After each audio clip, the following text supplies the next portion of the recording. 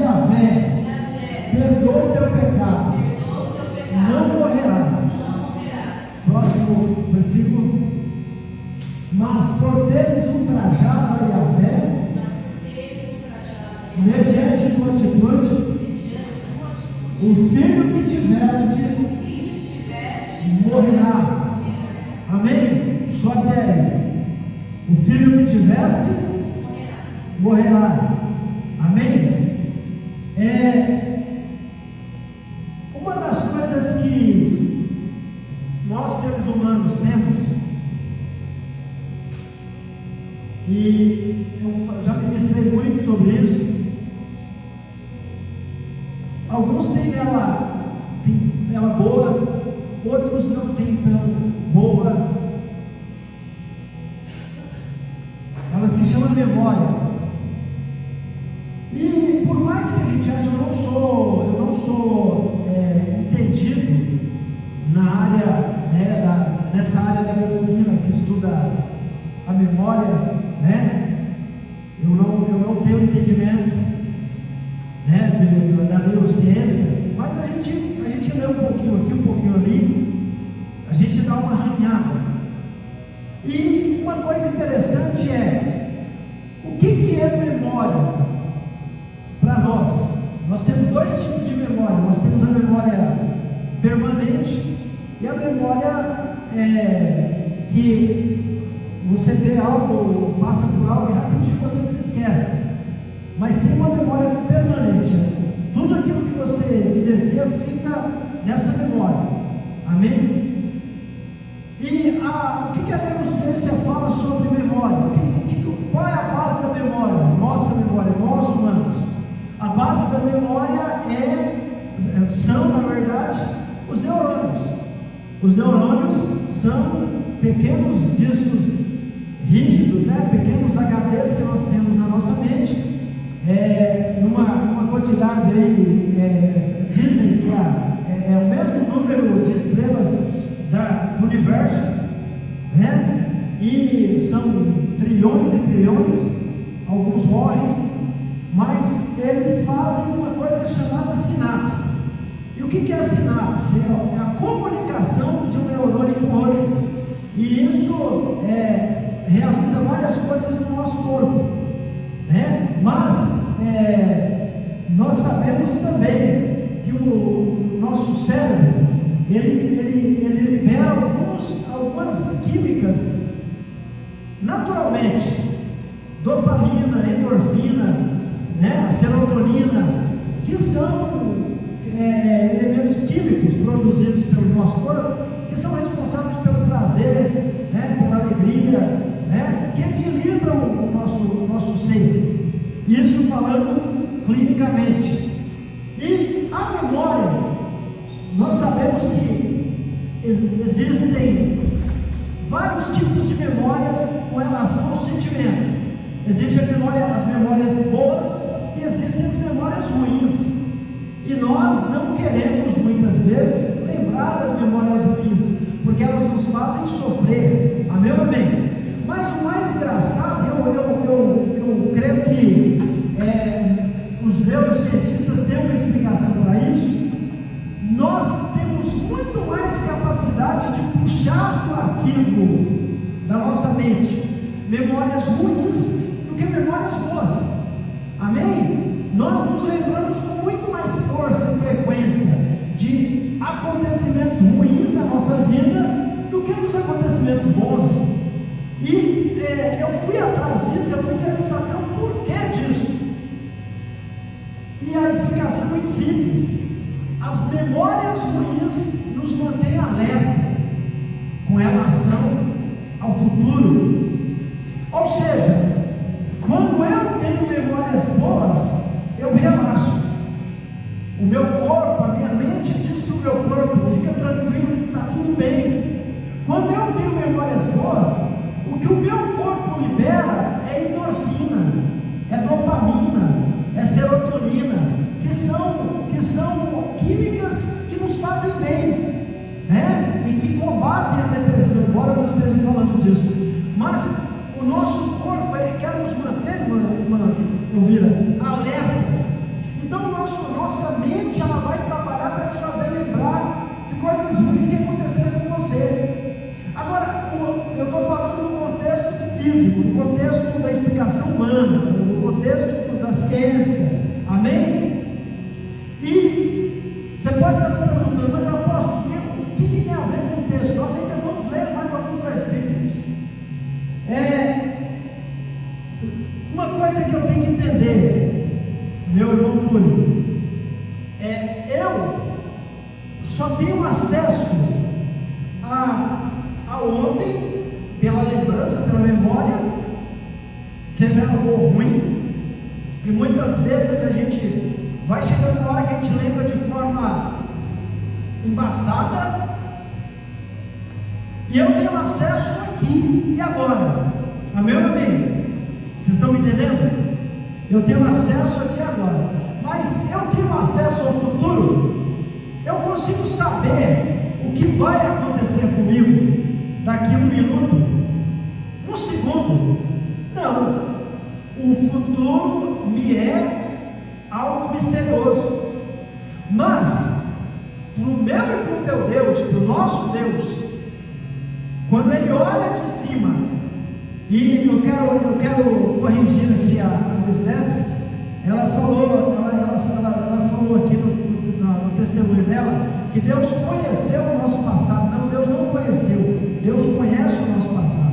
O nosso passado continua latente diante de Deus, da mesma maneira como se você estivesse vivendo ele agora, amém? E uma das explicações que eu mais gosto, o passado, o presente e o futuro para Deus são 3 caixinhas, Luciano.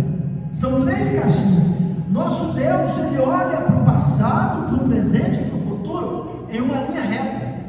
Nós não conhecemos o futuro, nos lembramos do passado que ficou para trás, estamos no presente. Já Deus, Ele olha de cima e Ele consegue trafegar no passado, no presente e no futuro, como se fosse uma coisa só.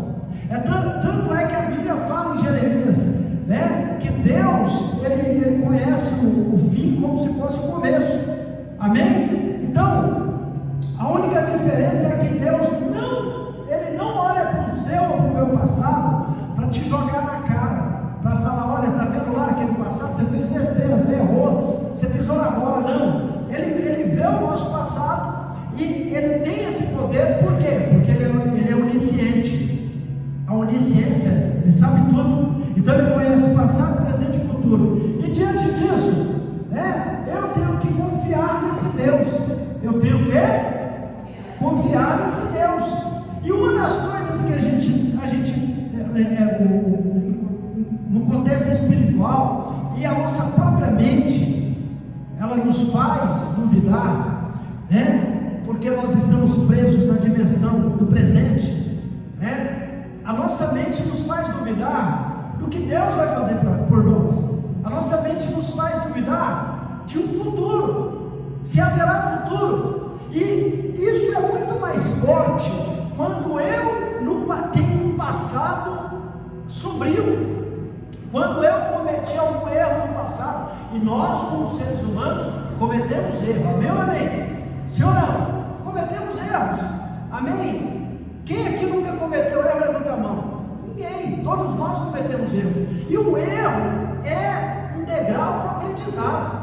O erro só é pernicioso quando nós não aprendemos com ele, amém? Quando nós não aprendemos com o erro, ele foi ruim. Mas se nós aprendemos com o erro, ele foi bênção, ele nos ensinou, foi um professor. Agora, o ponto é, o que Deus quer trazer para nós nesse domingo? Nesse texto que eu li, começamos a ler, paramos no versículo 14, esse texto, na íntegra, ele fala de um homem, ele fala de um rei, um homem que detinha o poder, um homem que tinha autoridade. E qual é o nome desse rei? O nome desse rei é Davi, amém? Qual é o nome do rei? Davi. Davi detinha autoridade. Davi era um homem de poder, e ele foi levantado pelo próprio Deus. Ele foi ungido pelo profeta Samuel na casa do pai dele, Jessé. E Davi, ele está, depois de muita luta, ele está em posse da sua vitória, ele está em posse daquilo que Deus tinha prometido para ele. Amém? Só que o que acontece é que Davi, ele, nesse momento, no momento em que ele está vivendo, ele não vai mais para a guerra, e ele vai agora fazer algo errado. Ele vai agora adulterar com uma mulher chamada Betseba. Betseba é mulher de um soldado fiel de Davi, chamado Urias, o Eteu. E ele manda Urias para a guerra. Betseba fica ali na casa. Davi não vai para a guerra. Davi fica no alpendre. E ali no alpendre, ele observa Betseba tomando banho.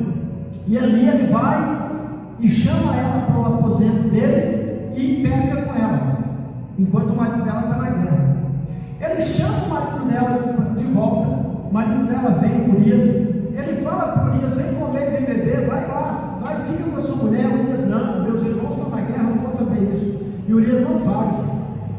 E ali, Urias, ele recebe das mãos de Davi uma carta.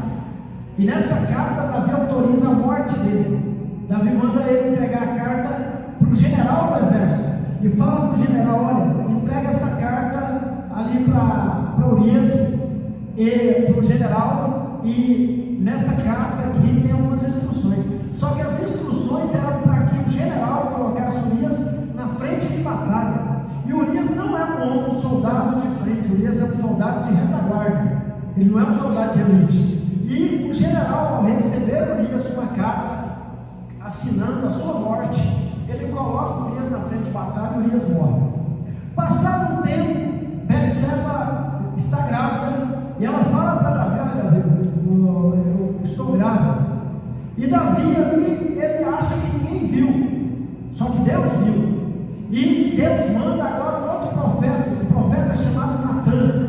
E o profeta Natan vai até Davi.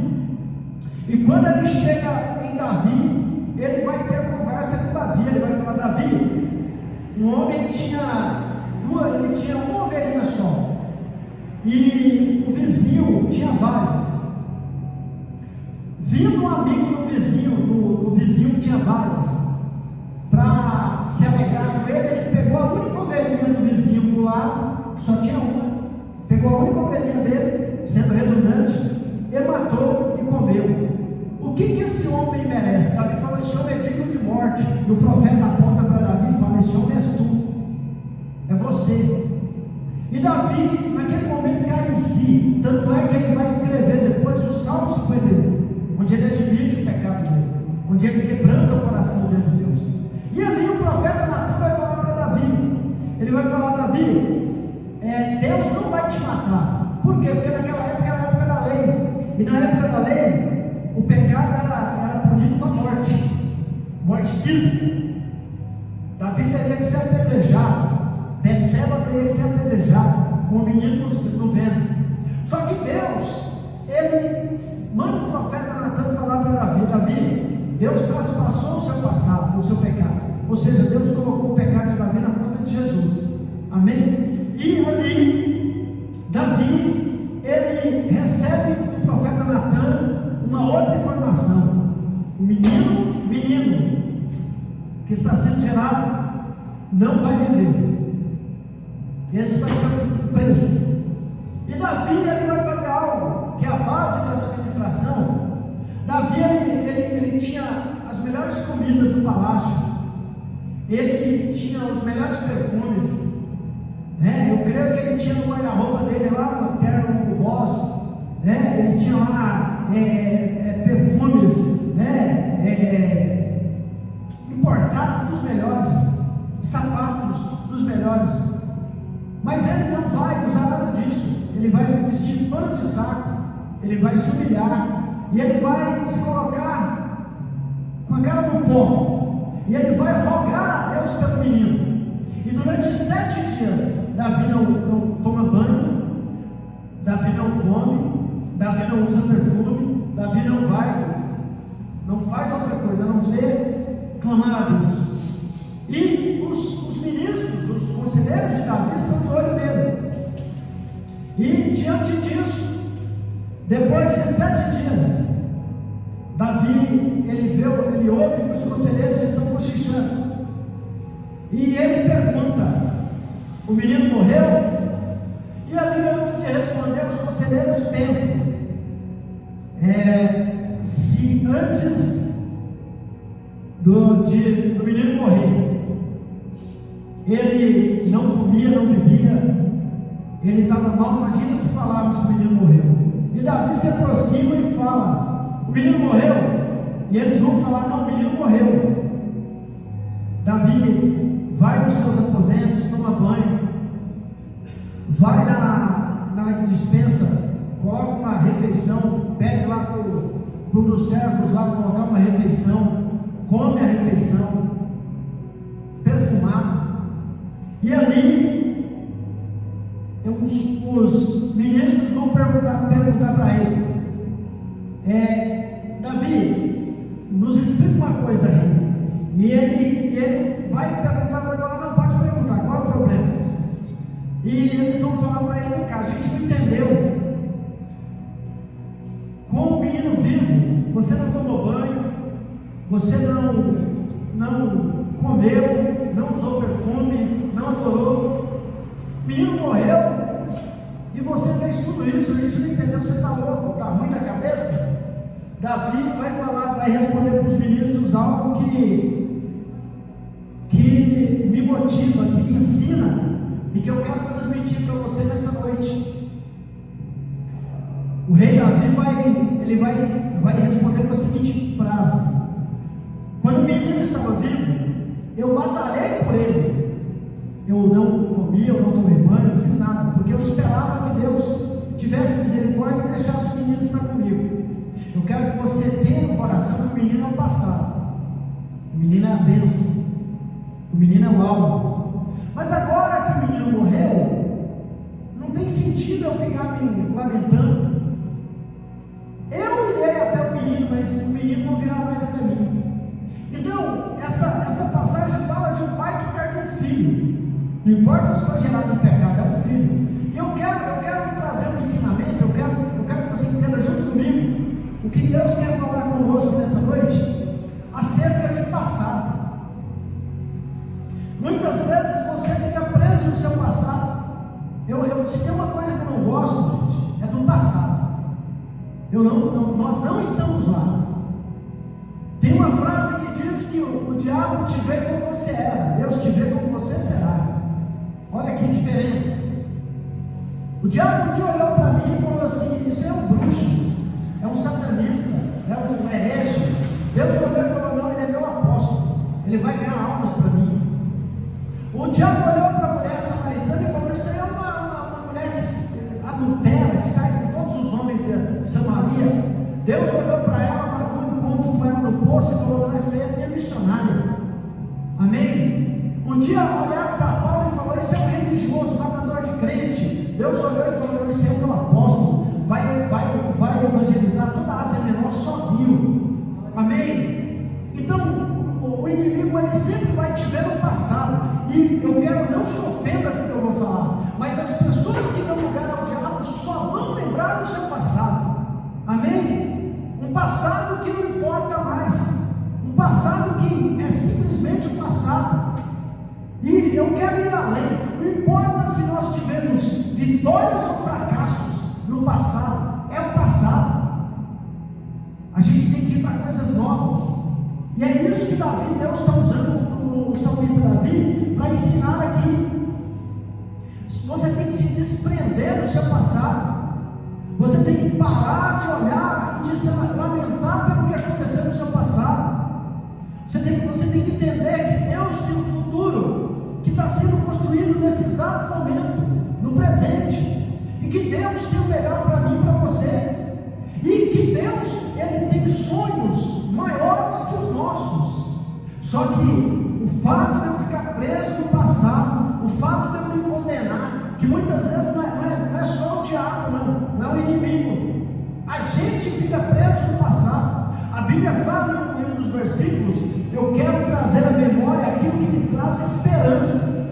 Então, você pode se perguntar, mas apóstolo, eu não devo lembrar de nenhum do meu passado, nada do meu passado? Não, deve sim. Deve se lembrar do passado como referência, para que você conquiste coisas maiores e para que você não cometa os mesmos erros. Erros você vai cometer, mas você não pode cometer os mesmos erros. Se você anda de carro, nós que dirigimos, se você, ou até mesmo que não dirige, você vai observar algo muito interessante. O para-brisa é maior do que os retrovisores. O carro, a priori, tem 3 retrovisores: lado direito, lado esquerdo e no meio.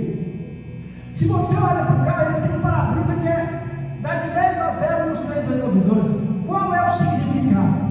Os retrovisores são pequenos porque representam o passado, é referência. O para-brisa é grande porque ele representa o futuro, e o futuro é o alvo. Amém? Eu quero que você entenda algo: enquanto você estiver preso nos retrovisores, você não pode fluir para o passado, para o futuro. Você tem que entender que enquanto você ficar, mas eu não vou tentar nada, porque lá no passado aconteceu aquilo, lá no passado eu fui feliz na vida sentimental, lá no passado eu tentei no vestibular e não consegui, lá no passado eu tentei mudar de cidade e não deu certo, lá no passado eu tentei mudar de país e não consegui, lá no passado eu tentei vitórias e não consegui, lá no passado eu não me dei bem com a minha família, lá no passado sabe, quando você ficar preso no passado, você não vai conseguir viver o novo de Deus. Amém? Você não vai conseguir viver o novo de Deus. E tem uma coisa que Deus quer: Deus, Ele quer que você viva o novo. Deus quer que você viva o novo. Amém? Não, eu não vou te dar referência, mas a palavra de Deus diz vou dar 2 referências, né? No livro de Levítico, a palavra do Senhor diz que para entrar o novo é necessário sair o velho. Amém? E em Apocalipse 21:5, Jesus declara: eis que faço novas todas as coisas.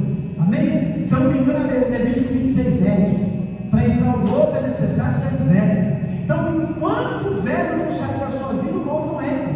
Sabe? Você tem que tirar o velho da mente. Existe uma lei da física muito interessante, e ela diz o seguinte: que 2 corpos não ocupam o mesmo lugar no tempo e no espaço. Ou seja, você não consegue colocar esse ponto, outro ponto aqui, num lugar desse. E isso se aplica a emoções e a conquistas. Amém? Enquanto você não abrir mão, não enterrar o menino, deixa o menino embora. O menino representa o seu passado, as frustrações, aquilo que te fez sofrer. Deus quer que você abra mão disso. Sabe, tem uma coisa que a gente tem que entender isso: existe psicólogo melhor que o Espírito Santo? Não. Respondo para você. Tem coisas que você tem que abrir mão: rancores, mágoas, desilusões, frustrações. Amém? Eu falei isso aqui, eu vou falar de novo, é um assunto chato, mas eu vou falar porque eu fui curado. A minha mãe, ela me entregava, eu era bebezinho, e a minha mãe, ela sabendo ou não, ela me entregava para as amigas dela por cachaça. Elas estavam bebendo e as amigas dela abusavam de mim. Eu tinha 4 anos, eu sofri isso dos 4 aos 9 anos. E as pessoas acham que uma criança de 4 anos não lembra de tudo. Eu lembro do cheiro, eu lembro da textura da pele, eu lembro do que era feito comigo, eu lembro de tudo, mas eu não sinto mais nada. Durante muito tempo isso me machucou, hoje não machuca mais, porque o menino foi enterrado, o menino morreu. Então, uma das coisas que, para terminar, você vai se perguntar: apóstolo, mas eu vou esquecer o passado? Claro que não. Sua mente não foi feita para esquecer. A mente é o melhor computador que existe. Ela armazena tudo, está tudo aí. Qual é Apóstolo, quando é que eu vou sentir que Deus operou na minha vida? É quando você lembrar e não sentir nada. É quando você lembrar do passado e ele não tiver efeito sobre o seu presente e nem alterar o seu futuro. Amém? Eu conheci pessoas que falaram: eu não quero mais me envolver com ninguém, porque o meu marido era um canalha, meu marido me batia, meu marido abusava de mim, meu marido me violentava. Na minha cabeça, todos os homens, eu não quero passar por isso de novo. Ou seja, tem muito homem bom, tem muito homem cavaleiro que vai tratar a mulher bem, mas ela está presa naquele homem do passado. Já vi homem falar: não, eu não quero apóstolo, mulher nenhuma na minha vida, porque eu fui traído. Um rapaz falou para mim: não quero mais mulher na minha vida, eu fui traído 3 vezes. Eu falei: se você não se desprender dessas 3 traições, você vai ser traído a 4ª.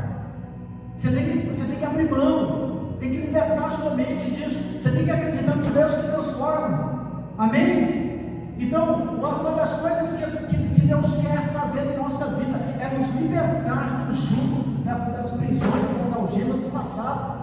Enquanto isso não acontecer, nós não vamos avançar para o futuro. Amém? Amém ou amém? Eu vou terminar te deixando uma pérola. Você só vai viver o grande de Deus que Ele está preparando para você agora, quando você se desvencilhar do passado que te aprisiona, do passado que te atormenta, do passado que te machuca. Enquanto você não vencer isso, enquanto você não enterrar isso aqui, você não vai poder partir para o novo que Deus tem para você. Para entrar no novo é necessário sair do velho. Amém? Amém ou amém? Então, eu quero terminar dizendo para você: tire tudo que é velho daqui. Peça para Deus renovar sua mente. O que é que Romanos 12:2 diz? Romanos 12:2: que para experimentar a boa, perfeita e agradável vontade de Deus, nós temos que renovar a nossa mente. Amém? Por que tem pessoas na igreja que nunca experimentaram o novo de Deus, a vontade boa, perfeita e agradável dele? Porque não renovaram a mente. Amém? Então, se você quer experimentar o que Deus tem para você, e eu estou falando de um Deus que pode tudo, renove a sua mente. Renove. Tira. Isso não é Deus que faz, não é você. Quando é que eu sei que eu perdoei alguém? É quando eu encontro com aquela pessoa e eu não sinto nada com relação a ela. Isso é renovação de mente. Amém? Tenha um encontro essa noite com o seu eu do passado e fala para ele o seguinte: não me procure mais, porque eu não estou mais aqui.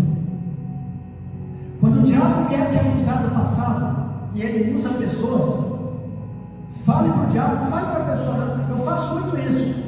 Às vezes a pessoa está sendo usada pelo diabo contra mim, para mim falar do passado. Eu viro para a pessoa, sem a pessoa saber, ela acha que eu estou falando com ela, mas é com o diabo. Eu falo: Satanás, eu sei que é você. Eu não estou mais no passado, eu não sou mais aquela pessoa. Eu fui comprado, lavado e remido pelo sangue do Cordeiro, eu sou nova criatura. Vai-te de mim, sai, vai embora e para na hora. Amém? Amém ou amém? Você não tem mais um vulgo, você tem um nome. Você não é mais aquela pessoa imatura. Hoje você tem a maturidade de Cristo. Por quê? Porque você tem a mente de Cristo. Amém? Amém ou amém? Escola de pés. Aplauda o Senhor. Glória. Aleluia. Deus seja louvado. Meu irmão, meu cabo vereador, o senhor falou para mim que o senhor tem uma filha que não mora aqui. Como que é o nome dela? Emília. Na hora que eu